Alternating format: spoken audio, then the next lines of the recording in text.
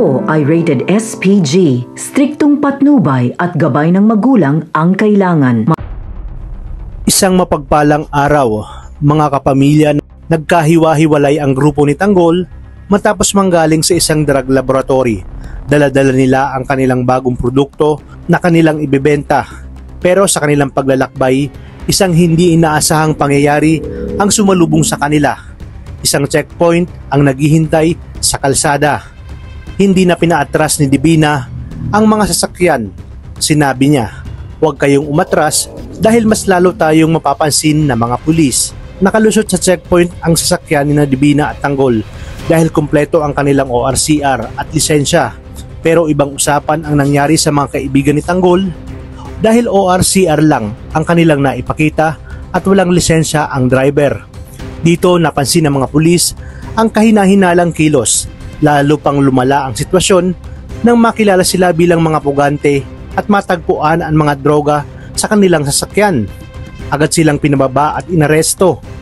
Samantala, habang nagaganap ito, bigla na lang pinabilis ni Divina ang kanilang sasakyan. Sinabi niya kay Tanggol, bilisan mo, umalis na tayo nang wag tayong madamay. Pero papaano sila? Tanong ni Tanggol. Kita ang pag-aalala sa kanyang muka. Kapag bumalik tayo, lahat tayo huli.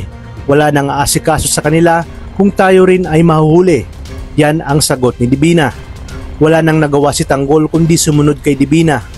Habang papalayo sila, ang mga kaibigan ni Tanggol ay nakatanaw sa kanilang sasakyan, puno ng lungkot at galit. Akala ko ba walang iwanan? Sambit ng isa sa kanilang kasamahan. Pero iniwan nila tayo, lalong-lalo na itong si Tanggol. Pag uwi ni Tanggol at Divina, nagkaroon ng mainit na pagtatalo. Paano mo nagawa yon, Divina? Galit na tanong ni Tanggol. Iniiwan mo sila.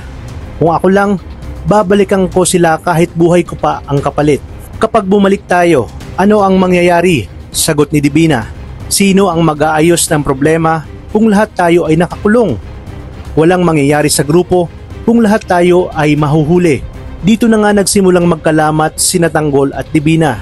Sa inyong palagay, magkakasira na nga ba sila ng tuluyan o mahanap nila ang tamang paraan para malutas ang problema?